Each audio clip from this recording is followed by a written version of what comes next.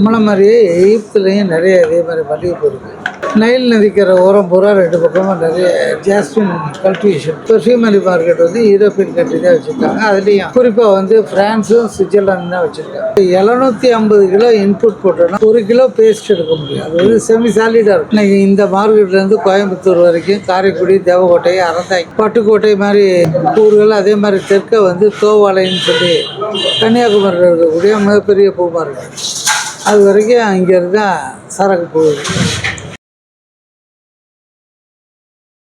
வணக்கம்.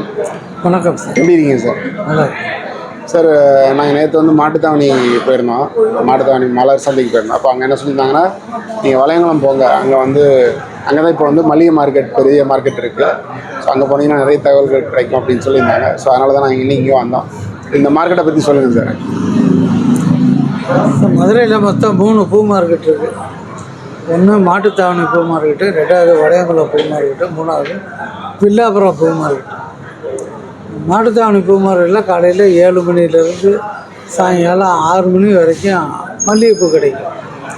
அதே மாதிரி வில்லாபுரம் பூ மார்க்கெட்டையும் காலையில் ஒரு 9 மணிலேருந்து சாயங்காலம் 6 மணி வரைக்கும் வில்லாபுரம் பூ மார்க்கெட். வளையங்குளம் பூ மார்க்கெட்டில் வந்து காலையில் ஒரு 7 மணிலேருந்து ஒரு 4 மணி 5 மணி வரைக்கும் இங்கே பூ வரும். இந்த வளையங்குளம் பூ மார்க்கெட் வந்து கோவிட் பெருந்தொற்றுக்கு பிறகு உருவான மார்க்கெட்டு.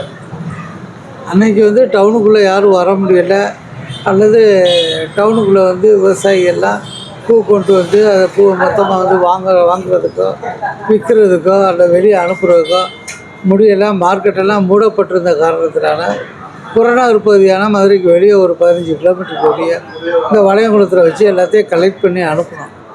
இது கோவிட் இது முடிஞ்ச பிறகு விவசாயிகள் வந்து இங்கேயே இது கண்டினியூவாக தொடர்ந்து இருக்கணும் அப்படின்ட்டாங்க. காரணம், அவங்க மல்லிகைப்பூ விளையக்கூடிய இடத்துக்கு பக்கத்தில் அருகாமையில் இருக்க மார்க்கெட்டு இது ஒன்று தான். அதனால் அவங்க பக்கத்துலேயே வந்து அவங்க சரக்கை விற்றுட்டு உடனே ஃபீல்டுக்கு போகணும், திரும்பணும் அப்படிங்கிற அடிப்படையில் அவங்களுக்கு இதுதான் வசதியாக இருக்குது அப்படிங்கிறக்காக இது அப்படியே ஸ்டாண்ட் ஆயிடுச்சு. இன்றைக்கி இந்த மார்க்கெட்டுக்கு சராசரியாக ஒரு 6-7 டன்னுக்கு மேலே பூ வருது. 10 டன்னு வரைக்கும் சீசனில் 10 டன்னு வரைக்கும் பூ வரும். மொத்தமாக வெளியூருக்காரவங்க மற்ற வாங்கக்கூடிய ஆட்கள் இங்கே வந்து மொத்தமாக வாங்கி அந்த ஊருக்கு கொண்டு போயிட்டுருக்காங்க. இன்றைக்கி இந்த மார்க்கெட்லேருந்து கோயம்புத்தூர் வரைக்கும் காரைக்குடி, தேவக்கோட்டை, அறந்தாங்கி, பட்டுக்கோட்டை மாதிரி இந்த பகுதியில் கிழக்கு பகுதியில் இருக்கக்கூடிய ஊர்கள், அதே மாதிரி தெற்க வந்து தோவாலைன்னு சொல்லி கன்னியாகுமரியில் இருக்கக்கூடிய மிகப்பெரிய பூ மார்க்கெட், அது வரைக்கும் அங்கேருந்து தான் சரக்கு போகுது. சீசன் வந்து இதுக்கு 10 மாதம். பீக் வின்டர் வந்து ஆஃப் சீசன், அந்த நவம்பர் 15லேருந்து ஜனவரி 15 வரைக்கும். அப்புறம் பொங்கல் முடிஞ்சதும் சீசன் ஆரம்பிச்சிச்சு. அப்படின்னா நவம்பர் 15 வரைக்கும் 10 மாதம் வரும். இந்த 10 மாதமும் 3 மார்க்கெட்டுக்கு சேர்ந்து சராசரியாக ஒரு 15 டன் வரும் இந்த 10 மாதம். ஆஃப் சீசனில் அதில் மொத்தத்திலே வந்து ஒரு 20% தான் வரும். சீசனில் எவ்வளோ வருதோ அதில் ஒரு 20%க்குள்ளே தான் ஆஃப் சீசனில் வரும். அதனால் ப்ரைஸிங் ரொம்ப கூட இருக்கும். 1500 2000 சாதாரணமாக போகும் முகூர்த்த நாளில். சீசன் டயத்தில் வந்து சராசரி விலை ஒரு 500 அப்படின்னு வச்சுக்கோங்க. இன்றைக்கி 400, 420, 450 இன்றைக்கி விலை. ஃபார்மர்ஸுக்கு வந்து கேரண்டீடு ப்ரைஸாக 300 கட்டாயமாக கிடைக்கும். ஏன்னா இதில் வணிகத்துக்கு வாங்கக்கூடியதெல்லாம் போக மீதம் இருக்கக்கூடிய பூ வந்து ஃபேக்ட்ரிக்கு எடுத்துடுறாங்க, பெர்ஃப்யூமரி இண்டஸ்ட்ரிக்கு. அதில் பெர்ஃப்யூமரி இண்டஸ்ட்ரியில் வந்து அவங்க கேரண்டீட் ப்ரைஸ் வந்து 300 கொடுக்குறாங்க. அதனால் ஃபார்மர்ஸுக்கு வந்து சாயங்காலம் வரைக்கும் வரக்கூடிய பூவுக்கு அந்த 300 கேரண்டியாக கிடைக்கும். இது வந்து ஒரு நல்ல கேஷ் கிராப்பு ஃபார்மர்ஸை பொறுத்தப்பட்ட. ஆனால் இன்றைக்கி விவசாய இடுபொருள் செலவெல்லாம் ரொம்ப கூடிடுச்சு. அவங்க அந்த ஃபார்மர்ஸு ஃபேமிலி அவங்க இன்வால்வ் பண்ணி நேரடியாக விவசாயம் பார்த்தாங்க அப்படின்னா நிச்சயமாக நல்ல ஒரு கேஷ் கிராப்பு, பணம் வந்து மிச்சம் அதில் நல்லாவே இருக்கும். மற்ற விவசாயங்கள் மாதிரி இது இல்லை. இன்றைக்கி ஃபேக்ட்ரிக்கும் உலகம் பூரா நிறைய டிமாண்ட் இருக்குது. மதுரையில் எங்களோட இது ஒன்று மட்டும் இருக்குது. நிலக்கோட்டையில் ஒரு 3 ஃபேக்ட்ரி இருக்குது. கோயம்புத்தூரை சுற்றி ஒரு 6 ஃபேக்ட்ரி இருக்குது. மொத்தத்தில் ஒரு 10 ஃபேக்ட்ரி தான் தமிழ்நாட்டில். இதில் 750 கிலோ இன்புட் போட்டோன்னா 1 கிலோ அவுட்புட் இருக்குது. 750 கிலோ ஃப்ரெஷ்ஷாக மல்லிகைப்பூ உள்ளே போட்டோம் 1 கிலோ பேஸ்ட் எடுக்க முடியும். அது வந்து செமி சாலிடாக இருக்கும். நம்ம விக்ஸ் மாதிரி பேஸ்ட் ஃபார்மில் இருக்கும். அது வந்து யூரோப் கண்ட்ரிஸ் தான் அது மார்க்கெட்டு. நம்மகிட்டேருந்து இந்த ரா மெட்டீரியலை வாங்கி அவங்க பிளெண்ட் பண்ணி ஃப்ளேவரெல்லாம் ஆட் பண்ணி ஒரு பேக்கிங் டிசைன் பண்ணி ஒரு நேமை காயின் பண்ணி R&D எல்லாம் அவங்க வச்சு ரிசர்ச் அண்ட் டெவலப்மெண்ட் லேபெல்லாம் வச்சு இன்றைக்கி உலகம் பூரா வந்து பெர்ஃப்யூமரி மார்க்கெட் வந்து யூரோப்பியன் கண்ட்ரி தான் வச்சுருக்காங்க. அதுலேயும் குறிப்பாக வந்து ஃப்ரான்ஸும் சுவிட்சர்லாந்து தான் வச்சுருக்காங்க. அவங்களுக்கு ரா மெட்டீரியல் வந்து இந்தியாவிலேருந்து கொள்முதல் பண்ணணும். இல்லை அப்படின்னா எகிப்துலேருந்து பண்ணணும். நம்மளை மாதிரியே எகிப்துலேயும் நிறைய இதே மாதிரி மல்லிகைப்பூ இருக்குது. நைல் நதிக்கிற ஓரம் பூரா 2 பக்கமும் நிறைய ஜாஸ்மின் கல்டிவேஷன் இருக்குது. இதே மாதிரி ஃப்ளவர் எக்ஸ்ட்ராக்ஷன் இண்டஸ்ட்ரி இருக்குது. ஸோ அதுக்கான ரா மெட்டீரியல் வந்து எகிப்துலேயும் பண்ணுறாங்க. யூரோப்பியன் கண்ட்ரியை பொறுத்த மட்டும் இந்தியாவில் வாங்கணும், இல்லைன்னா எகிப்தில் வாங்கணும். அதனால் ப்ரைஸ் வந்து ரொம்ப காம்படிட்டிவாக இருக்கும். நம்மளும் ரொம்ப அதிகமாக கோட் பண்ண முடியாது. அப்புறம் நம்ம தான் வாங்காமல் பூரா எகிப்துக்கு போயிடுவாங்க. இது போன்ற பிரச்சனைகளும் இருக்குது. இது ஹைலி பெரிஷபிள். இன்றைக்கி வந்து உலகத்தில் 15க்கும் அதிகமான நாடுகளுக்கு மல்லிகைப்பூ எக்ஸ்போர்ட் ஆகுது. ஒன்லி ஏர் கார்கோ விமானம் மூலமாக மட்டும்தான் அனுப்பணும். இந்த விமானம் மூலமாக அனுப்புகிறப்ப இப்போ கனடாக்கெல்லாம் வந்து ரீச் ஆகிறது வந்து 36 ஹவர்ஸ் ஆயிடுச்சு. ஏன்னா 22 மணி நேரம் டிரான்சிட்லேயே போயிடுது.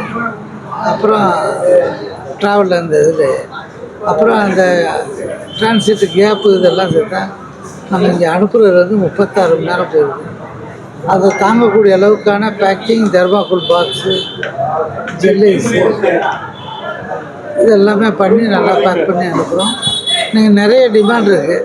ஒரு அளவுக்கு மேலே வந்து எக்ஸ்போர்ட் இதில் வந்து இதில் பண்ண முடியலை. அதுக்கு காரணம் என்ன அப்படின்னா மேன் பவர் ஓரியன்டு பிஸ்னஸ். எல்லாமே வந்து சரமாக கட்டி கேட்குறாங்க. மல்லிகைப்பூவில் மாலையை தொடுத்து கேட்குறாங்க. ஸ்பெசிஃபிகேஷன் அனுப்பிடுறாங்க. 1 முழத்தில் எவ்வளோ மாலை, 1.5 முழத்தில் எவ்வளோ மாலை, 2 முழத்தில் எல்லாமே இந்த மேன் பவருங்கிறதுனால காலையில் ஆரம்பித்தா சாயங்காலம் அதுக்குள்ளே எவ்வளோ முடியுதோ அதுதான் பண்ண முடியும். உலகம் பூரா டிமாண்ட் இருக்குது. எல்லா இடத்துலையும் நம்ம கோயில் இருக்குது. அமெரிக்காவில் 50 மாநிலம், 50 மாநிலத்தில் 50 கோயில் இருக்குது. நம்ம கோயில் புஷ்கரில் வந்து திருப்பதி வெங்கடாஜலபதி கோயில் அப்படியே இருக்குது. ஹூஸ்டனில் வந்து மதுரை மீனாட்சி அம்மன் கோயில் இருக்குது. இந்த மாதிரி நிறைய நாடுகளுக்கு இது தேவைகள் இருக்குது. குறிப்பாக தமிழ் மட்டும் இல்லை, தென்னிந்திய மக்கள் பூராமே இதை வாங்குகிறாங்க. தெலுங்கு பீப்புள், கன்னடா பீப்புள், மலையாள பீப்புள் எல்லாமே வாங்குகிறாங்க. ஆனால் அந்த டிமாண்ட் இருக்க அளவுக்கு இங்கே இதை யாரும் ப்ரொடக்ஷன் இல்லை, ரெடி பண்ணி அனுப்ப முடியல. ப்ரொடக்ஷன் இல்லை. இதை வந்து எல்லாமே கட்டணும், சரமாக கட்டணுங்கிறப்ப இப்போ எங்கிட்ட 3 பேக்கிங் ஹவுஸ் இருக்குது. 3 பேக்கிங் ஹவுஸில் 400 பேர் இருந்து கட்டுறாங்க. 400 பேர் சேர்ந்து ஒரு 800 கிலோ 1 டன்னு தான் கட்ட முடியும்.